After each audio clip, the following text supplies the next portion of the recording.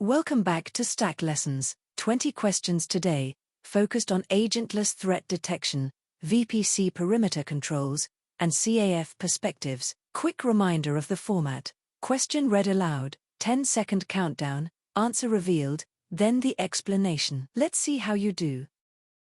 Let us switch gears. For question 1, the qualifier matters. Northwind Cloud's security team needs to continuously monitor their entire AWS environment for threats, including unusual API activity, EC2 instances communicating with known malicious IP addresses, and unauthorized data access patterns. The solution must require no agent installation, no software management, and must activate immediately after enablement without custom rule authoring. Which AWS service meets all of these requirements? Select one. Review the answer choices on screen.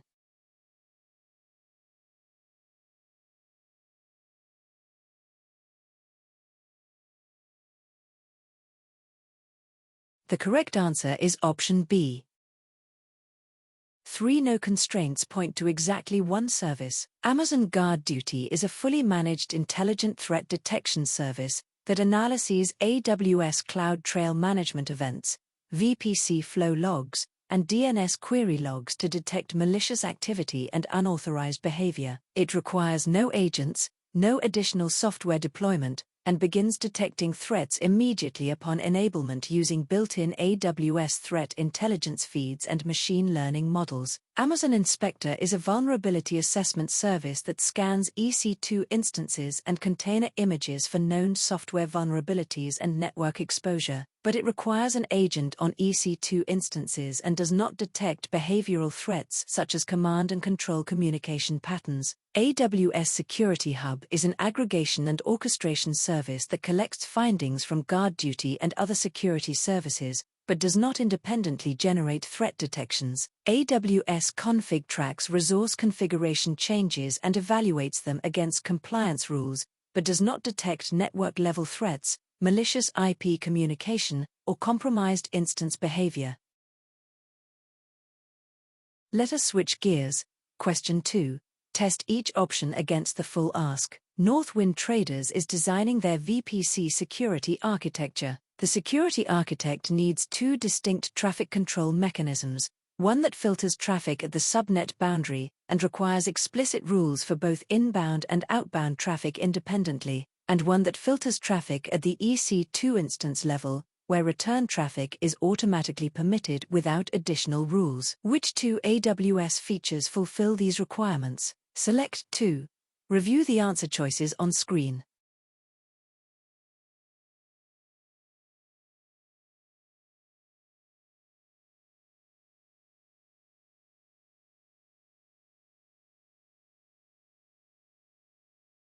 The correct answers are option B and option C. 3 options describe things that don't filter traffic at all. Network ACLs are stateless virtual firewalls applied at the VPC subnet level. Because they are stateless, both inbound and outbound rules must be explicitly defined, allowing SSH traffic inbound does not automatically permit the TCP response outbound, so every traffic direction requires its own allow or deny rule. Security groups are stateful firewalls applied at the EC2 instance level via network interfaces. When a security group rule permits inbound traffic, the corresponding return outbound traffic is automatically allowed regardless of outbound rules, simplifying rule management significantly. AWS WAF is a web application firewall that filters HTTP and HTTPS traffic for application layer threats, such as SQL injection. It does not function as a general subnet-level stateless traffic control. VPC flow logs capture metadata about traffic flowing through VPC network interfaces for auditing and troubleshooting, but do not block or filter any traffic. Route tables direct network routing between subnets and gateways but perform no security filtering. Let's slow down here. The difference between network ACLs and security groups is a guaranteed exam topic. Imagine Northwind Traders has 2 bouncers protecting their network. The first stands at the subnet door. Every person entering needs a ticket, and every person leaving needs a separate exit pass. That's a network access control list. or NACL. Stateless means it doesn't remember you entered, so it checks you again going out. Say you allow SSH traffic on port 22 inbound. You still need an explicit outbound rule to let the response back out. The second bouncer stands at each EC2 instance. Let someone in, and the bouncer automatically escorts them out when done. That's a security group. Stateful means return traffic is free. The exam trap. Stateless means rules both ways. Stateful doesn't. Keep your focus here. Question 3. Do not skim the condition. Bellows College is beginning its cloud adoption journey. The transformation team wants to develop capabilities related to workforce skills training, cloud fluency, and organizational change management. These capabilities belong to which AWS Cloud Adoption Framework, CAF, perspective? Select one. Review the answer choices on screen.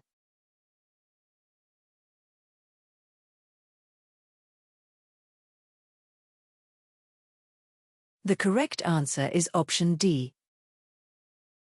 Workforce skills and change management name the perspective directly. The people perspective of the AWS Cloud Adoption Framework addresses organizational change management, workforce skills development, training, leadership alignment, and cultural transformation required for cloud adoption. The business perspective focuses on financial management, risk management, and building a business case for cloud investment. The governance perspective covers audit, compliance, portfolio management, and business process governance. The operations perspective addresses IT service delivery, infrastructure management, event management, and incident response. Workforce skills, cloud fluency, and organizational change capabilities are explicitly owned by the people perspective.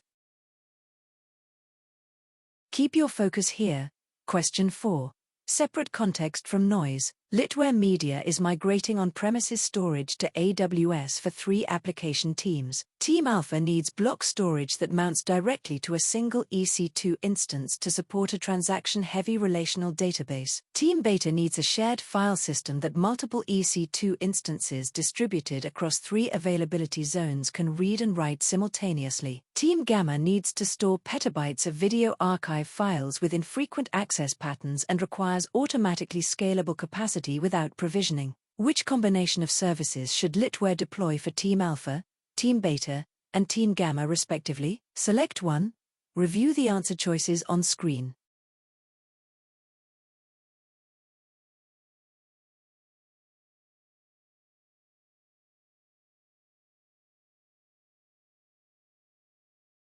The correct answer is option C.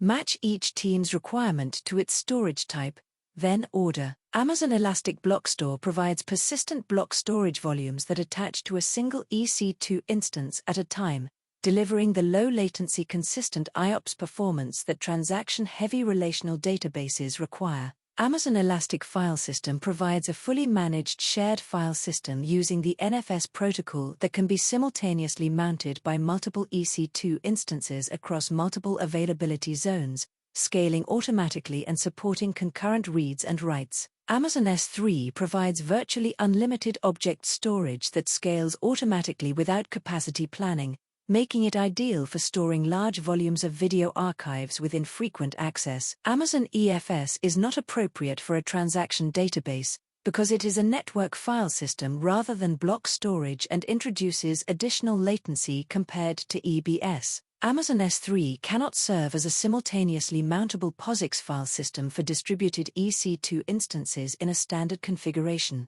Amazon EBS volumes cannot be concurrently attached to multiple instances across different availability zones in standard configurations. Alright, let's read question 5. Quick check. A security team at Northwind Financial wants to automatically detect when EC2 instances begin communicating with known cryptocurrency mining command and control servers, and when IAM users make API calls from unusual geographic locations. The team wants a fully managed threat detection service that analyzes existing AWS data sources without requiring agents to be deployed on instances. Which service should they enable? Select one. Review the answer choices on screen.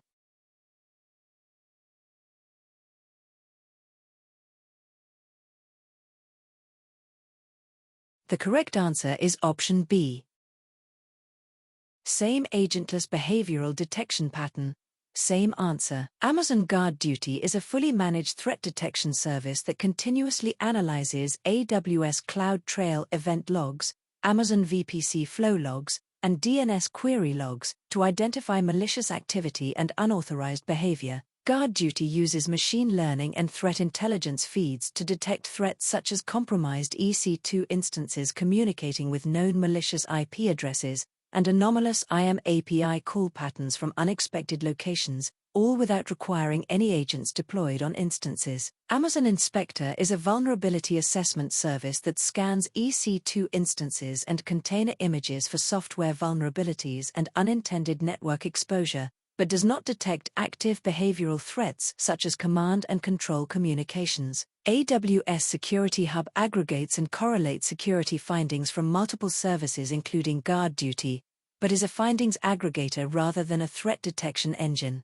AWS Config tracks resource configuration changes and evaluates compliance against defined rules, but does not perform behavioral threat detection on network traffic or API call patterns. 5 down. GuardDuty dominates when no agents are allowed. NACL and security group pair for 2-layer VPC defense, and CAF people owns workforce training. Alright, question 6. Map the qualifier to the answer. Tailspin Toys has deployed its online gaming platform in 3 AWS regions: ES East 1, EU West 1, and App Southeast 1. The company wants DNS to automatically direct each player to the region that provides the lowest network latency from their location, not simply the nearest geographic region. Which Amazon Route 53 routing policy achieves this? Select one. Review the answer choices on screen.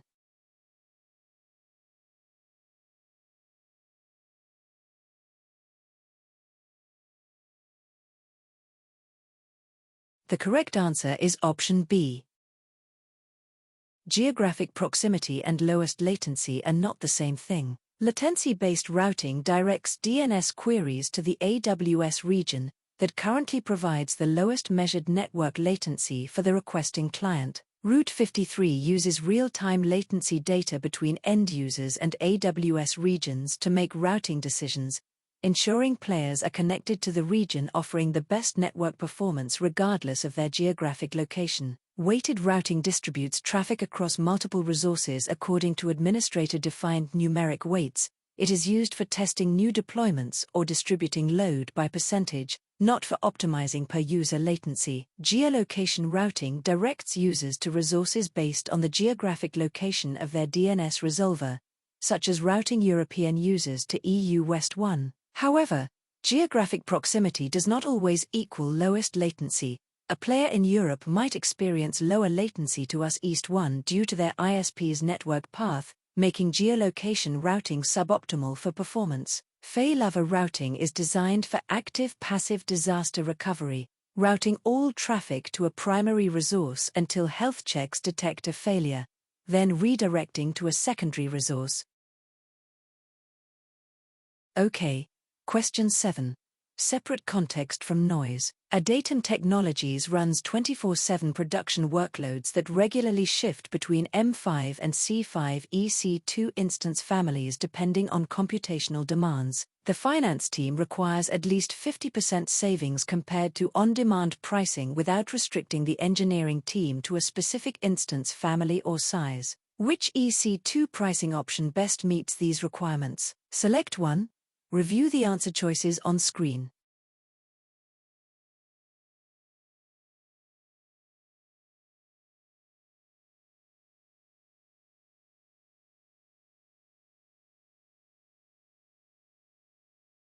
The correct answer is option D. Teams shifting between M5 and C5 expose the EC2 instance SP floor. Compute savings plans deliver up to 66% savings compared to on-demand pricing and automatically apply to any EC2 instance usage regardless of instance family, size, availability zone, operating system, or tenancy within a region. Teams that shift workloads between the M5 and C5 families benefit directly because the discount is tied to the hourly spend commitment, not to a specific instance type. Spot instances can lower costs by up to 90% compared to on-demand pricing, but are subject to a 2-minute interruption notice when AWS reclaims capacity for other customers. Continuous 24/7 production workloads require uninterrupted availability, making spot inappropriate regardless of the cost-benefit. EC2 instance savings plans are scoped to a specific instance family in a specific AWS region and cover all sizes and operating systems within that family.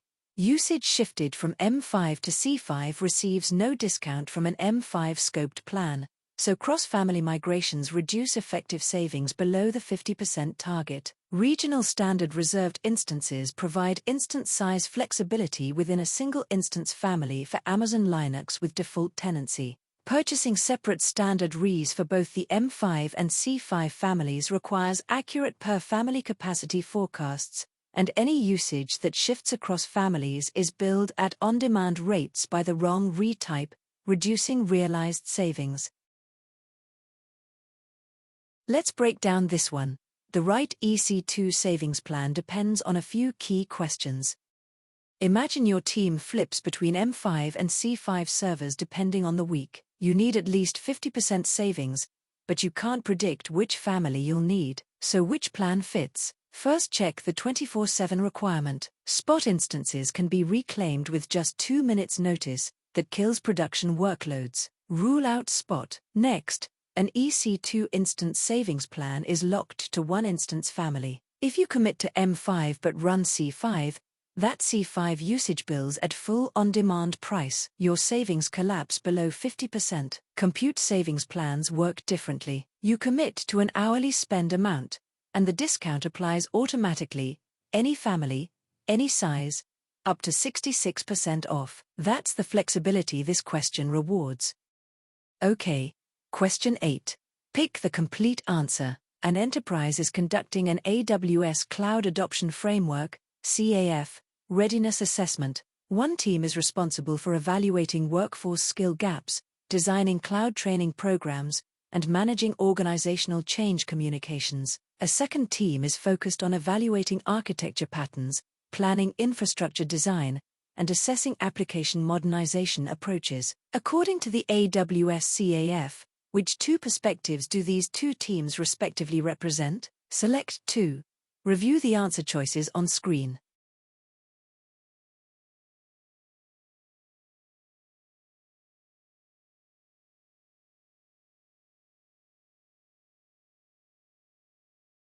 The correct answers are Option A and Option D. Workforce training versus architecture design.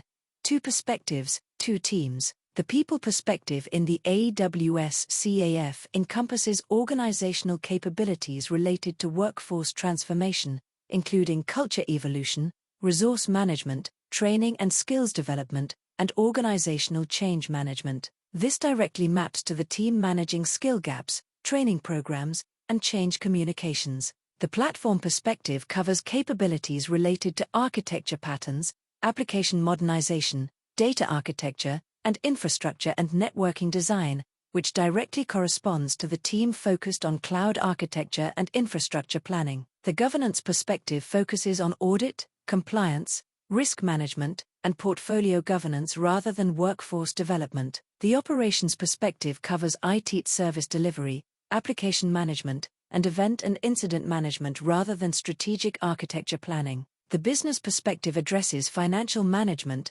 strategy, and business outcome realization. Here we go. Question 9. Parse the sentence before the options. Contesso Digital recently completed an architecture review and discovered that the team selected EC2 instance types 3 years ago and has never revisited those choices, even though AWS has since released multiple new generation instances with significantly better price-performance ratios. An engineer wants to identify which AWS well-architected framework pillar includes the design principle of reviewing your technology selections regularly as new options become available. Which pillar contains this principle? Select 1, Review the answer choices on screen.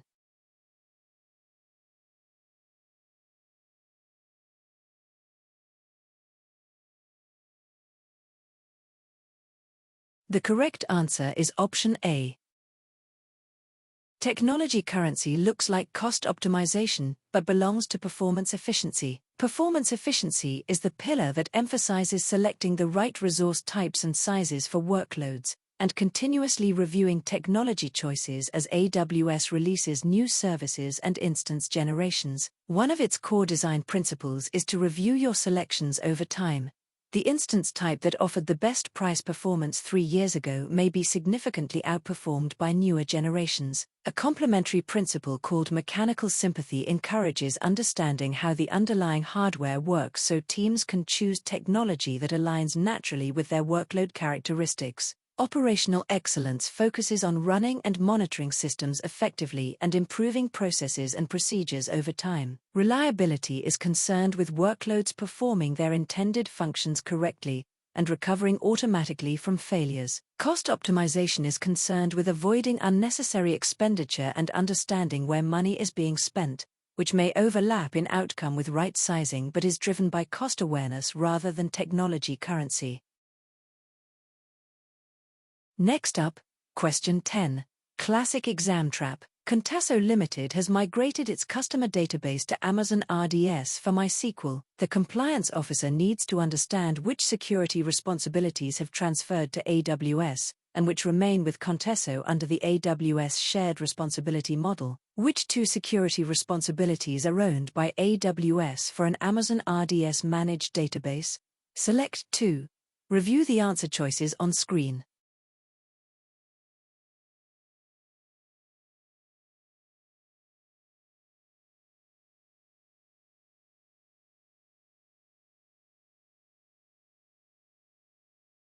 The correct answers are option A and option C. AWS owns the engine and the building, you own everything logical. For managed services like Amazon RDS, AWS takes responsibility for patching and updating the underlying database engine software. Customers do not apply database engine patches manually.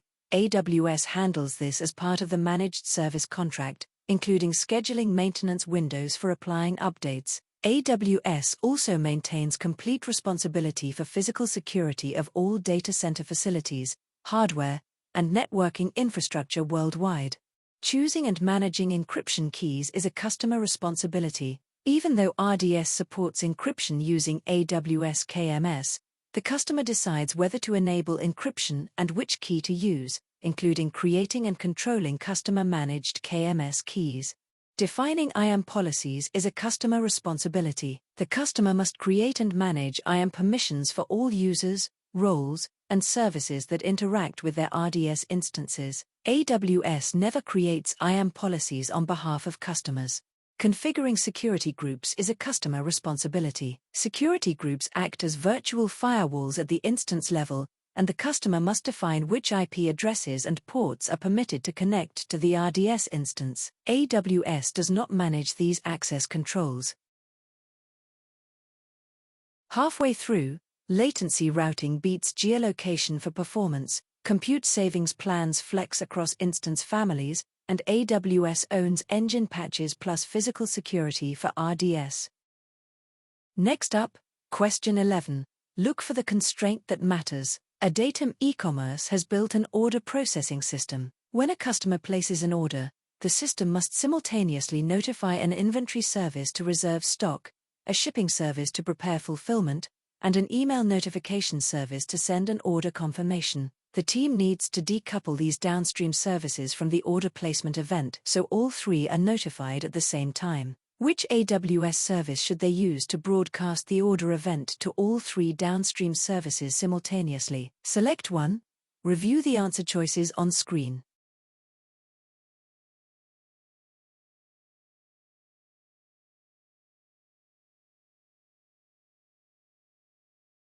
The correct answer is option D. Simultaneously notifying 3 services, that's the fan-out pattern. Amazon SNS is a fully managed pub/sub messaging service that broadcasts a single message to multiple subscribers simultaneously. By publishing the order event to an SNS topic, all three downstream services, inventory, shipping, and email notification, can subscribe to the topic and each receive the message at the same time. This is the fan-out pattern. A core use case for SNS. Amazon SQS is a point-to-point message queue where a single consumer reads and processes each message. It does not natively broadcast to multiple independent consumers simultaneously without additional architectural patterns. Amazon Event Bridge is an event bus suited for routing events based on content rules across services and AWS partners, but SNS is the more direct and straightforward tool for simple pub/sub fan out to multiple endpoint types. AWS Step Functions orchestrates multi-step workflows with state management and retry logic, and is not designed for broadcasting real-time notifications to multiple independent subscribers. Now, question 12. Several choices sound plausible. Litware Corporation has 800 employees who require access to 15 AWS accounts within an AWS organization. Employees currently maintain separate IAM user credentials in each account, creating significant administrative overhead when roles change or staff leave. The security team wants to implement centralized access management using the existing Microsoft Active Directory as the authoritative identity source. Which TU steps should the team take to implement this solution? Select 2. Review the answer choices on screen.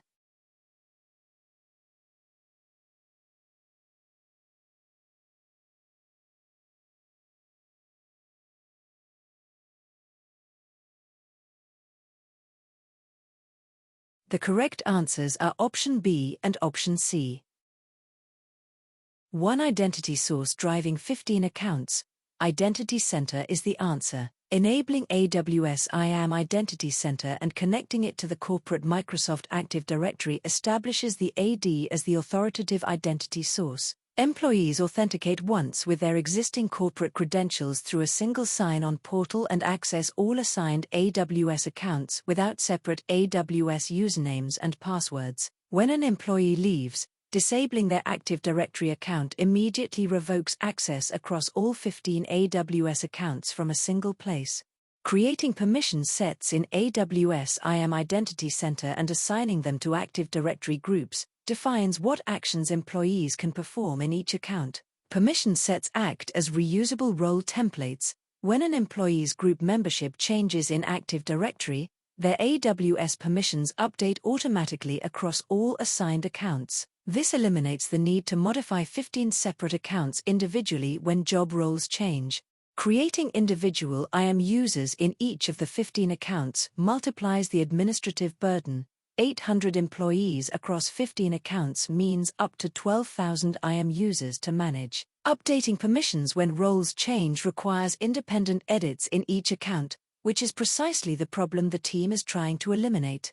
Configuring cross-account IAM roles provides a technical mechanism for cross-account access, but does not integrate with Active Directory single sign-on, and does not centralize identity management under a unified access model. Amazon Cognito is designed for customer-facing application identity management, providing sign-up, sign-in, and access control for web and mobile application end users. It is not intended for managing employee access to AWS accounts and organizational resources. Let's slow down here. Managing 800 employees across 15 accounts has a much cleaner solution than most expect. Imagine you're IT admin for 800 employees. They each have 15 separate AWS logins. Someone quits. You have to delete 15 accounts manually. That's the mess IAM Identity Center solves. First, you turn it on as your single hub. Then you point it at your existing Active Directory. That's your company's employee directory. Next, you build permission sets, reusable role templates like developer or read-only. Finally, you assign those sets to AD groups. Now when Dave moves from dev to marketing, you just change his AD group. All 15 accounts update automatically. That's why B and C are the answer. They replace 12,000 separate IAM users with one central control point. Now, question 13. Avoid the familiar but wrong answer. Northwind Media stores two categories of objects in Amazon S3. Category 1 consists of video files that are accessed frequently during the first 30 days after upload, and then accessed at completely unpredictable intervals afterward. Category 2 consists of regulatory compliance records that must be retained for 7 years, and are retrieved at most once per year with no specific retrieval time requirement. The team wants to minimize storage costs with automatic optimization where possible. Which two S3 storage classes should Northwind Media use? Select 2. Review the answer choices on screen.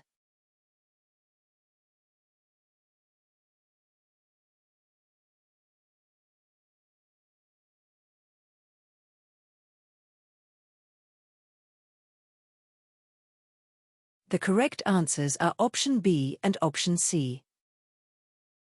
Standard IA for 7-year compliance records is a retrieval fee trap. S3 intelligent tiering is designed specifically for objects with unknown or changing access patterns. It automatically moves objects between multiple access tiers, frequent access, infrequent access, and archive instant access, based on actual access frequency, with no retrieval fees for automatic transitions and no operational management required. This directly matches video files that are frequently accessed initially, and then accessed unpredictably, avoiding the cost of always keeping them in S3 standard while eliminating the retrieval fee risk of standard IA. S3 Glacier Deep Archive is the lowest cost S3 storage class, designed for data that must be retained for regulatory or compliance purposes and is accessed at most once or twice per year. At roughly 1/4 the price of S3 Glacier Flexible Retrieval, it is the optimal class for 7-year compliance records with no retrieval urgency.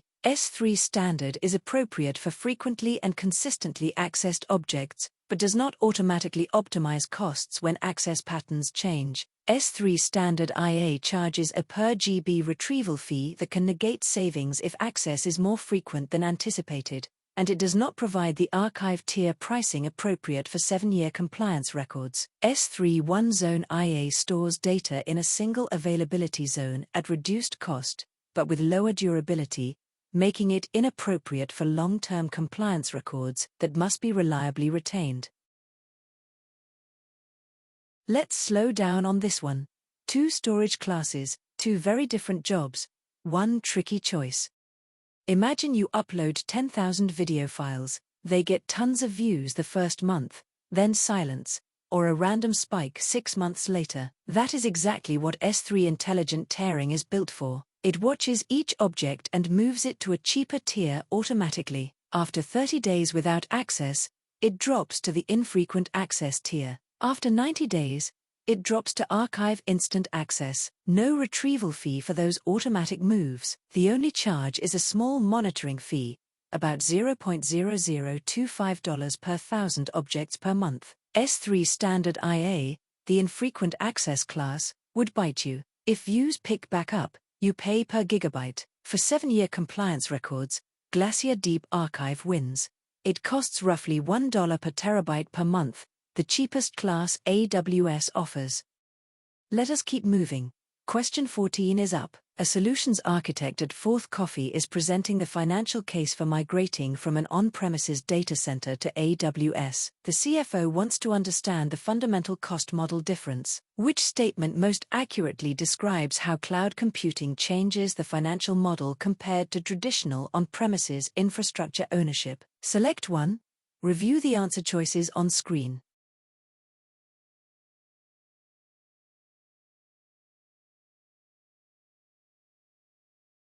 The correct answer is Option A. Capital expenditure becomes operational expenditure. That's the core shift. A foundational economic benefit of cloud computing is the conversion of capital expenditure into variable operational expenditure. Traditional on-premises data centers require large upfront purchases of servers, networking equipment, storage hardware, software licenses, and facility infrastructure. investments that must be committed years in advance based on forecasted demand. These capital expenditure items depreciate over time regardless of actual utilization. AWS Cloud Computing replaces these fixed upfront costs with a pay-as-you-go operational model where customers pay only for the resources they consume as they consume them. This eliminates over-provisioning risk, reduces financial commitment for unproven workloads, and improves cash flow by replacing large periodic capital outlays with predictable monthly operating expenses aligned to actual usage. On-premises and cloud computing follow fundamentally different cost models. Cloud is not simply a geographic relocation of hardware with the same financial structure. Cloud computing does not require larger upfront investment than on-premises. Eliminating upfront capital costs is a defining benefit. Cloud computing does not charge a flat rate regardless of usage. Pricing scales directly with the resources consumed. Let us keep moving. Question 15. The clue is not in the service name. Fabricam Core's operations team discovered that an Amazon S3 bucket containing critical configuration files was deleted overnight. The security team needs to determine which IAM user or role performed the deletion, the exact timestamp of the action, and the source IP address from which the request originated. Which AWS service should they use to investigate this incident? Select one.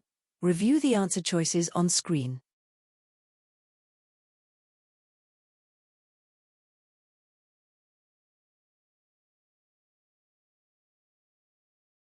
The correct answer is option C. Who, when, from where? CloudTrail captures all three for every API call. AWS CloudTrail records every API call made in an AWS account, capturing the identity of the caller, IAM user or role, the timestamp of the call, the source IP address, the request parameters, and the response returned by the service. Investigating a deleted S3 bucket requires locating the delete bucket API event in CloudTrail logs, which will contain all the forensic details the security team needs. Amazon CloudWatch monitors operational performance metrics and triggers alarms based on thresholds.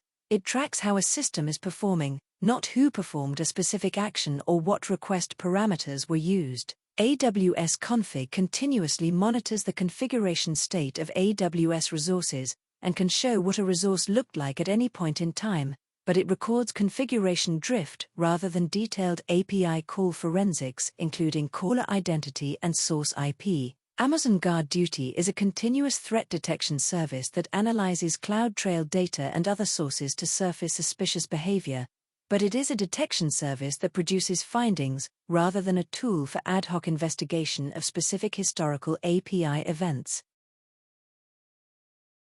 15 done. SNS fans out to all subscribers at once. Identity Center centralizes access to 15 accounts via Active Directory, and CloudTrail is your forensic record for every API call.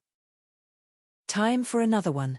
Question 16 starts now. Quick check. Northwind Bank is using the AWS Cloud Adoption Framework, CAF, to structure its cloud migration program. The bank is assigning organizational teams to the appropriate CAF perspective based on their responsibilities. One team is responsible for IT service delivery management, event and incident management, infrastructure operations monitoring, and application lifecycle management. Which CAF perspective should this team be assigned to?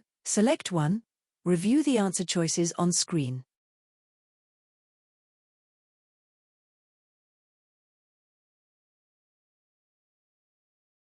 The correct answer is option D. IT service delivery and incident management lock this to operations. The operations perspective in the AWS Cloud Adoption Framework covers organizational capabilities related to IT service delivery, event and incident management, infrastructure management, application management. Teams responsible for day-to-day operational monitoring and service lifecycle fall directly within this perspective. The platform perspective addresses architecture patterns, application modernization, data architecture, and infrastructure design. It is focused on building and evolving technical environments, not operating them. The governance perspective covers audit, compliance, risk management, portfolio governance, and organizational change governance, focused on controls and oversight rather than operational execution. The people perspective addresses culture, organizational structure, resource management, training, and leadership development. Time for another one. Question 17. The answer hinges on one qualifier. A new AWS account has just been created for Woodgrove Bank's development team. The account administrator needs to complete the initial setup before delegating access to other team members. Which two actions should the administrator take first to properly secure the account? Select 2. Review the answer choices on screen.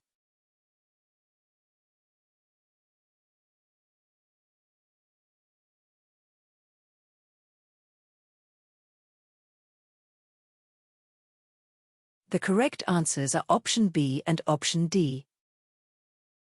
Root user is the most dangerous account to get wrong. Enabling multi-factor authentication on the root user account immediately after creation is the highest priority security action, because the root user has unrestricted access to every resource and service in the account. Adding MFA ensures that even if the root password is compromised, unauthorized access requires a second factor. Creating individual IAM users with appropriate least privilege permissions ensures each team member has only the access required for their role, and all actions can be individually audited through CloudTrail. Creating access keys for the root user is explicitly prohibited by AWS best practices, because programmatic root access represents an extreme and unnecessary security risk. Sharing root credentials violates the principle of individual accountability and makes it impossible to attribute actions to specific users. The root user should never be used for routine administrative work after the initial account setup. Ready. Question 18. Choose for this case, not every case. A Datum's marketing team uploads product catalog images to Amazon S3 throughout the day. Each upload should automatically trigger a thumbnail generation process that takes approximately 1.5 seconds to complete. The team expects roughly 200 image uploads per day with unpredictable timing. Which compute approach minimizes both operational overhead and cost? Select 1. Review the answer choices on screen.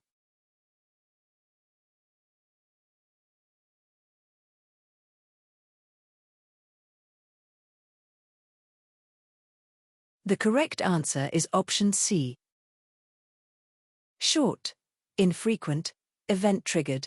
Lambda eliminates every idle cost option. AWS Lambda is the optimal choice for short-duration, event-driven workloads with unpredictable invocation frequency. The function executes only when triggered by an S3 put object event, completes in about 1.5 seconds, and terminates immediately. Customers pay only for compute time consumed. 200 short executions per day costs fractions of a cent with no idle charges. There are no servers to provision, patch, or maintain. EC2 instances running a polling script incur 24/7 compute charges regardless of whether any images are uploaded, making them highly cost-inefficient for this workload pattern. Amazon ECS on Fargate is well suited for longer-running containerized workloads, but introduces container image management overhead and continuous task costs that are unnecessary for brief, infrequent processing. An EC2 auto-scaling group with a minimum of 1 instance still charges for the always-on baseline capacity, eliminating the cost advantage of a truly serverless approach. Ready. Question 19. Compare scope and condition. Fabricum Financial is deploying a multi-tier application in an Amazon VPC. The security architect needs to block inbound traffic from a known malicious IP address range at the network perimeter before it reaches any EC2 instances in the affected subnet. Which combination of facts explains why network ACLs are the correct tool for this requirement, while security groups alone cannot fulfill it? Select 2. Review the answer choices on screen.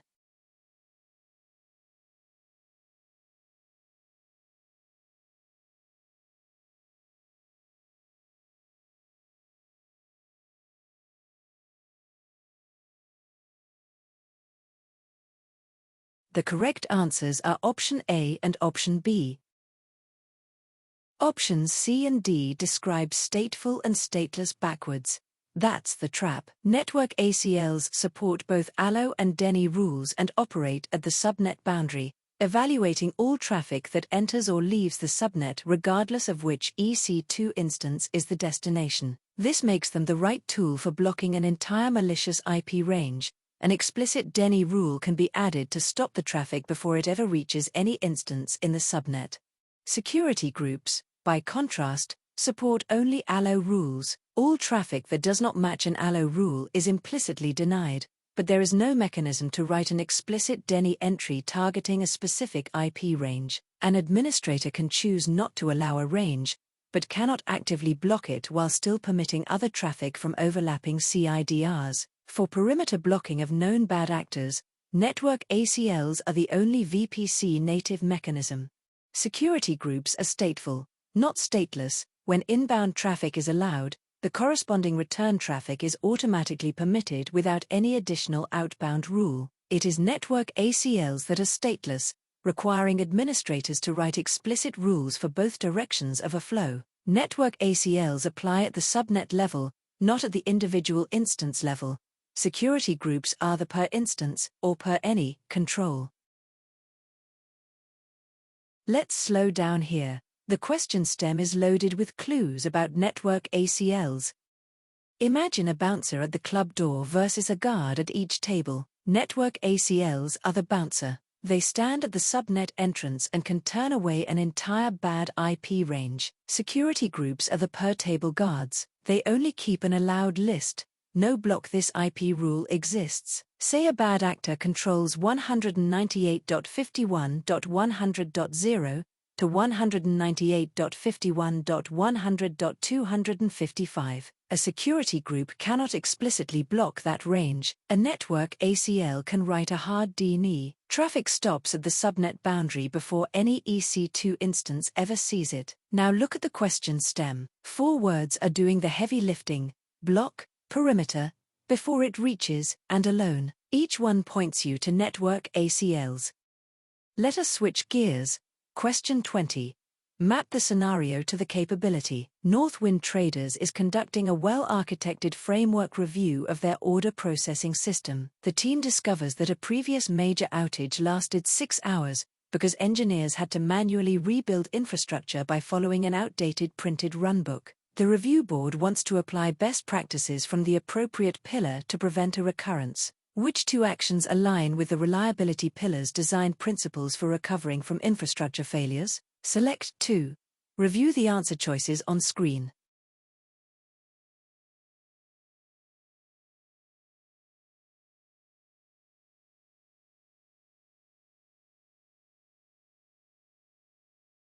The correct answers are option A and option C. 6-hour manual rebuild, IAC and multi-as address both failure modes. The reliability pillar of the AWS well-architected framework emphasizes designing systems that recover automatically from failures without requiring human intervention. Using AWS CloudFormation to define infrastructure as code directly addresses the runbook problem. Instead of an error-prone manual rebuild, the entire environment can be recreated with a single stack deployment, ensuring repeatability and eliminating the dependency on outdated documentation. Configuring Amazon RDS multi-as ensures the database automatically fails over to a warm standby instance within minutes when the primary fails, removing the need for engineers to manually intervene during a database-level outage. Amazon GuardDuty is a threat detection service that surfaces security threats such as compromised credentials or reconnaissance activity. It does not restore infrastructure or accelerate recovery from hardware or software failures. Subscribing to a higher AWS support plan speeds up AWS's response time for advisory assistance, but does not make the architecture self-healing or capable of automatic recovery. AWS Cost Explorer provides cost optimization recommendations and has no direct relationship to failure recovery or architecture resilience. 3 takeaways from this session. First, GuardDuty detects behavioral threats agentlessly. CloudTrail records the forensic API trail afterwards. Second, NACLs support explicit DENI rules at the subnet boundary. Security groups only allow, never deny. Third, Compute savings plans apply to any instance family. EC2 instance savings plans lock you to one. Security is the thread running through this set. GuardDuty detects CloudTrail records, NACLs block at the boundary. Keep those 3 lanes clear in your head and the exam gets much less ambiguous. Before the next batch, 3 quick asks. Subscribe if you want these without hunting for each one. It also nudges the algorithm to share them. Comment your score and what caught you out. If there's an exam you'd like covered next, suggest it below. And tell me how the pacing and visuals feel. I tune to what you say.